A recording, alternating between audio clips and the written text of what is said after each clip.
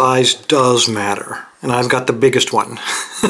This is kind of an unusual lock. This is a Pfaffenhain owned by Abus. This one is made in, of all places, a small town called Pfaffenhain over near Dresden in the former Eastern Germany.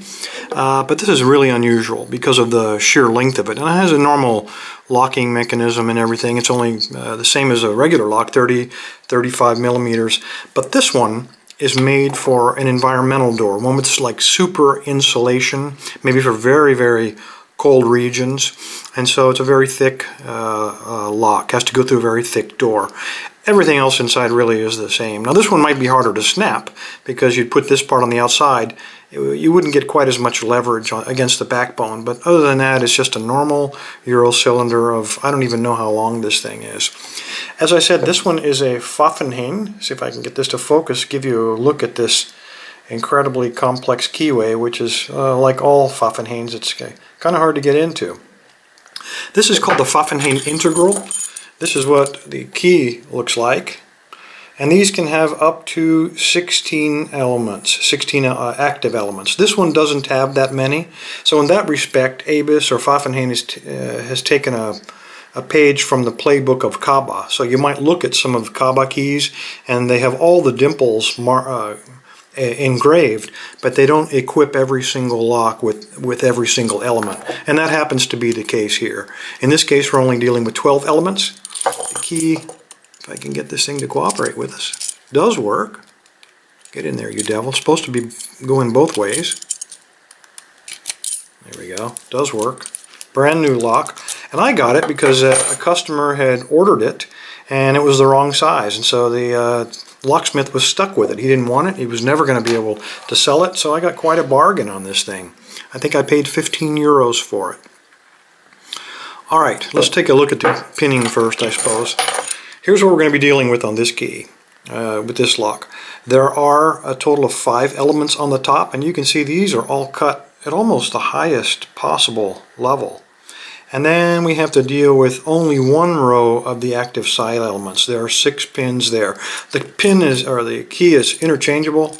Both sides are identical. You can flip it over and put the key in either way. Look complex, but in fact it's really not as hard as you might think. The hard part is going to be getting access. I'm going to use top of the keyway. Because I have no vise and I'm doing this in a hotel room at the airport, I don't have a vise either. So here we go. First thing we're going to do, I've discovered with this lock, is we've got to pick the top. And to do that I'm going to use a 15 thousandths just to get in there among all of this warding. And even then, a 15 thousandths, it's pretty tight. Okay, here we go. In the back, start feeling along looking for a binder. In the top, there are no security pins. I'm going to angle the camera just a bit different so I don't have to curve it. My wrist at such a weird angle to keep this in the frame.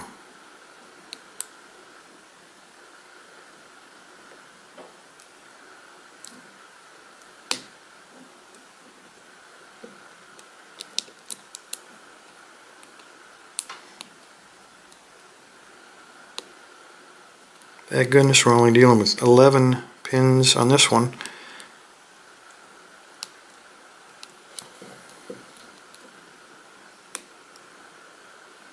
I can only imagine how the 16, the one fully pinned up, how difficult that would be.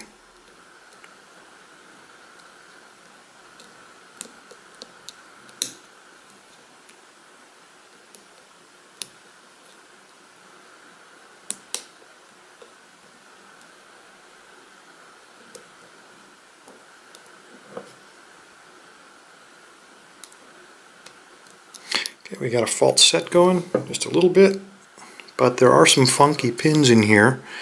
You can get a false set, but that doesn't always mean everything with these Pfaffenhains. And I have some pictures. Obviously I'm in a hotel room, I can't disassemble this, but I do have some pictures of pins that I took from a website. I'll show you once we get this thing picked. This This is what I think you guys have heard me talk about it before, dancing on the pin heads, and now I know why. I'll be able to show you what these pins look like that require this dancing on the key, on the pins, to get them to finally set for you. Since we got a false set, I know it's just probably one or two of them that are just barely hanging there.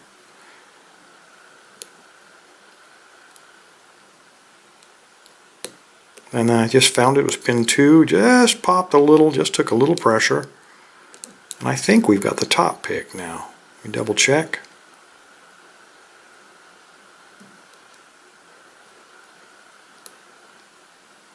When you're doing this dancing on the pin head, just use very, very light tension.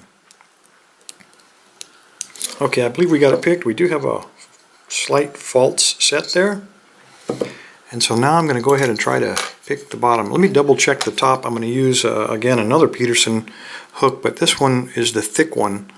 And it gives me a little bit better, it gives me less access to the rear pins, but it gives me better leverage to see if maybe there is a security pin there.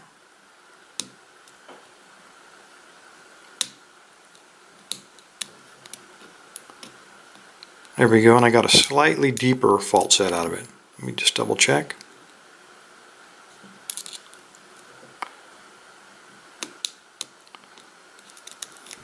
Okay, I'm no longer getting the feedback, so let's go ahead and move to the bottom. Alright, this is a Southord tip that I've taken out of a Southord kit and just put it in this quick pick. The only difference is the tip of it. If you get it to focus here. Come on, baby. I hate to put this lock down because that would be bad. All I've done with the tip is just file it to turn it into a curved flag, and I've rounded it off just a bit and sanded it. That way we can get it into the back of this thing without hitting too many pieces of warding. Now when you pick the dimple portion, you have to apply a little bit more tension because we're looking for that binder. And these have to be very, very precise. They're not very tolerant. There's a ball bearing inside of there that if you don't get it just right to engage the sidebars, or disengage the sidebars actually, and you are not getting in. So just take it very, very slowly.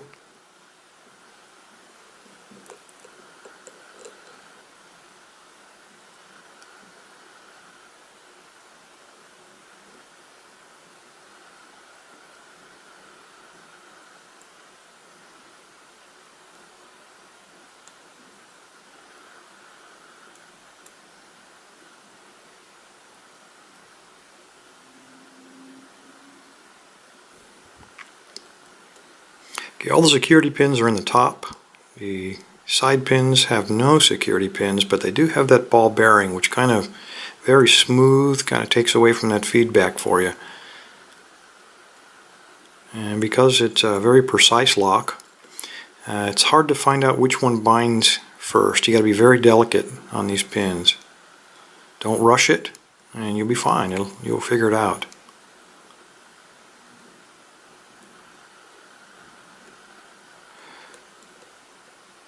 Okay, I think I got the last one there, pin 6.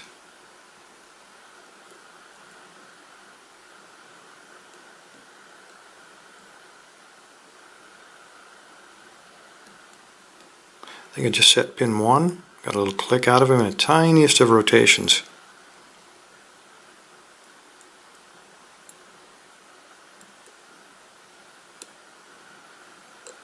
Pin 4.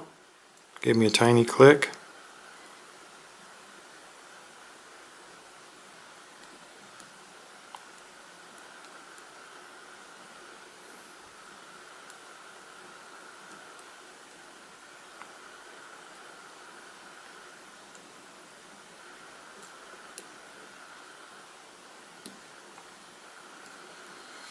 Okay, having trouble getting another binder. So what I'm going to do is just double check, make sure we didn't lose something on the top. It seems unlikely, but not impossible.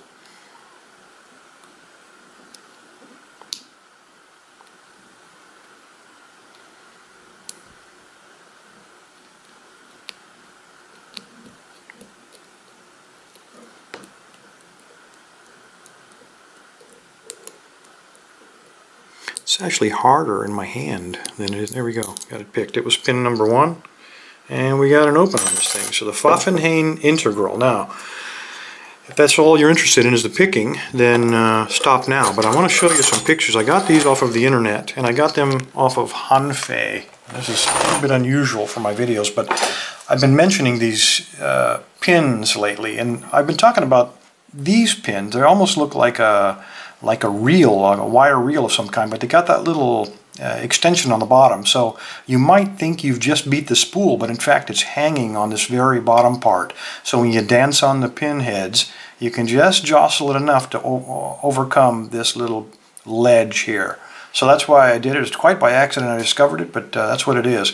By the way, these are Pfaffenhain locks, and Hanfei has a company. This is his website, by the way, and he created these pictures in this article to show us what the cutaway and what the pins look like. And he works with an organization called Tool, and this is a paper that he wrote from them. These are the other style of pins. Again, it's angled on the top here, so as soon as you push the pin and it enters this sloped area, the core will turn very slightly. And when it does, again, you think you've got it picked, but in fact you don't. It takes just a little bit more, again, dancing on the pin heads to overcome this little ledge. Very delicate, and you'll get by it. The other thing I'd like to show you, here's what the core looks like. I don't have the ability to take this apart here in my room, but here's the left side of the core, and you can see how the safety bar or security bar goes in there. Here's what the top looks like, and then of course the other side with another sidebar. We only have to deal with one side on this lock, so I only had to pick one of these bars. Anyway, fellas, there you go. The Pfaffenhain by Abus is called the Integral. Everybody, thanks for your time. Stay safe. And from Frankfurt, Germany, stay legal, guys.